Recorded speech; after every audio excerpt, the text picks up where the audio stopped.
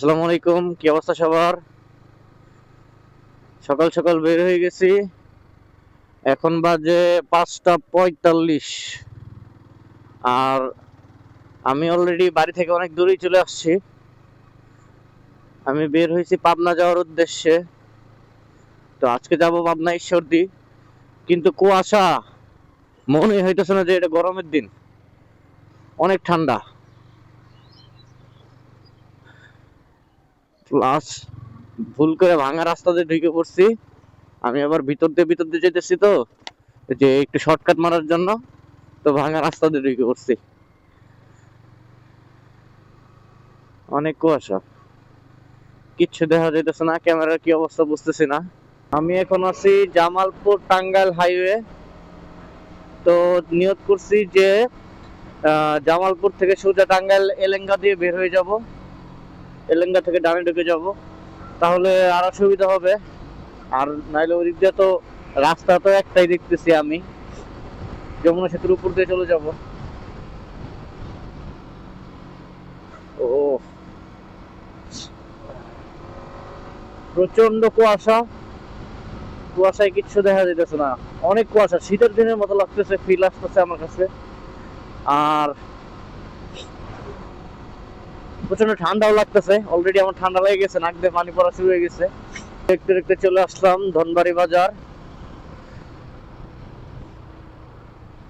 ঘড়িতে সময় যখন কাটাই কাটাই 6টা, তখন আমি চলে আসছি ধনবাড়ি বাজারে। এই সেই ধনবাড়ি বাজার। এখানে একটা সুন্দর একটা মসজিদ আছে, ধনবাড়ি মসজিদ, নবাববাড়ি মসজিদ নাম মনে হয় সম্ভবত। আমি গেছিলাম অনেক ছোটবেলায়, তো ওইটা ছিল অনেক সুন্দর, জায়গাটা ছিল অনেক সুন্দর। ইনশাল্লাহ যদি কখনো আবার আসি ধনবাড়ির দিকে, তো ইনশাল্লাহ আপনাদেরকে দেখাবো ধনবাড়ি মসজিদ। ঘড়িতে সময় যখন 6টা 9, আমি তখন চলে আসছি ঐতিহ্যবাহী মধুপুর বাজারে। এই দেখুন আনারস, এই বাজারে সারা বছরই আনারস পাওয়া যায়। আনারসের জন্য এই মধুপুর বিখ্যাত। এই যে এখন আমার মধুপুর থেকে বের হয়ে যাচ্ছি, এখন সোজা এলেঙ্গা। ঘড়িতে সময় যখন 6টা 40, আমি তখন টাঙ্গাইল এলেঙ্গা। এখান থেকে পাবনা প্রায় 134 কিলোমিটার দূরে। এখন এখানে একটু চা খাই, ফ্রেশ হবো। সকালে ভোরে বেরোয়েছি, কিছু খাওয়া দাওয়া করি না, একটু চা খাই, চা খাই দেন আবার রওনা হই। সময় যখন ঘড়িতে 7টা 25, আমি তখন রওনা হয়ে গেলাম এলেঙ্গা থেকে। এখনো 121 কিলোমিটার আছে, দেখি যাই থাকি আস্তে আস্তে। সামনে যমুনা সেতু, দেখতে দেখতে চলে আসলাম যমুনা সেতুর সামনে। যমুনা সেতু টোল প্লাজা, চলুন একসাথে টোল দিয়ে বের হই।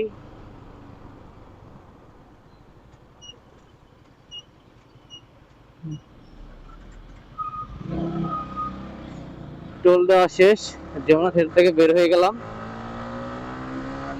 এখন সেতুর উপরে উঠবো। গ্লাভসটা পরে নেই, শেষ। লেটস গো, চলুন একসাথে যমুনা সেতু পার হই।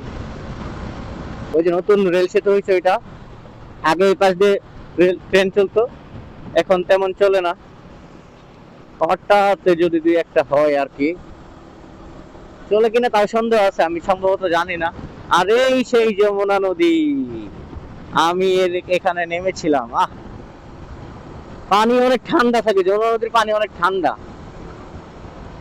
প্রচুর ঠান্ডা। দেখেন কত সুন্দর চর, সেই ভিউ। ভালো লাগছে কিন্তু যমুনা সেতু। এখন যদি একটা ট্রেন যাইতো, ট্রেন দেখতে পারতাম, আরো ভালো লাগতো।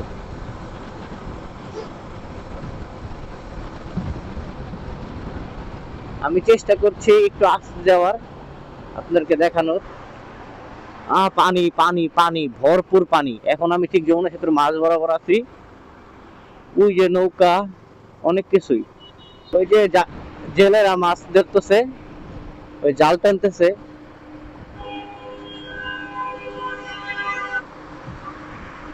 ওই জাল টানতেছে,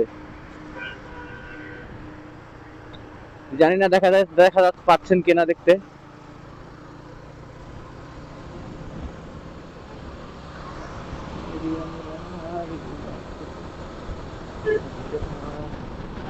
ঘড়িতে সময় যখন 7:57, আমি চলে এসেছি সিরাজগঞ্জ নকলা।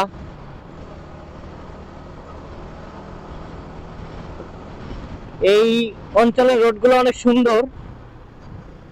জানি না এই নদীর নামটা কি, এই যে এই ছোট একটা নদী, এটার নামটা কি জানি না, তবে এই এলাকার রাস্তাঘাট অনেক সুন্দর। আরো কাজ চলতেছে, আমার মনে হয় রাস্তাঘাট কাজ শেষ হলে আরো অনেক সুন্দর লাগবে। একটা গাড়ি হাইওয়েতে খেতে পড়ে গেছে, পুলিশ আসছে তোলার জন্য, ক্রেন দিয়ে টেনে তোলা হবে। অতটা স্পিডে আসছে, তাইলে ওই জায়গায় চলে গেছে। আল্লাহ,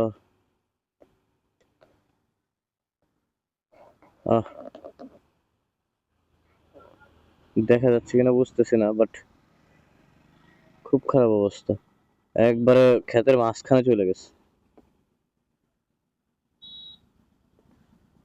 কেমনে গেল ওই জায়গায়?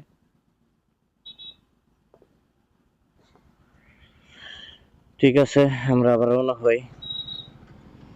ঈশ্বরদী আরো 33 কিলোমিটার। সময় যখন 9:07, আমি তখন বনপাড়া চলে আসছি। এখান থেকে ঈশ্বরদী আর মাত্র 30 কিলোমিটার।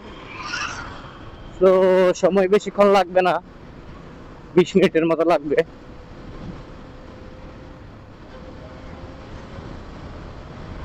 দেখা যাক, ঈশ্বরদী আপনাদেরকে দেখাবো, ঈশ্বরদী শহর ঘুরে। ঈশ্বরদী শহরটা কত সুন্দর, আপনারাও দেখবেন আমার সাথে সাথে। ঘড়িতে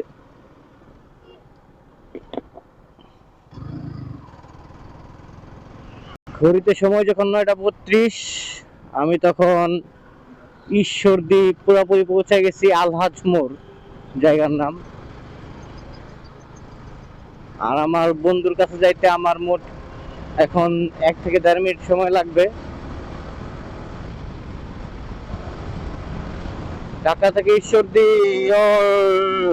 এসে বলেছি, শরীর চলতেছেই না, বহুত রাইড করছি।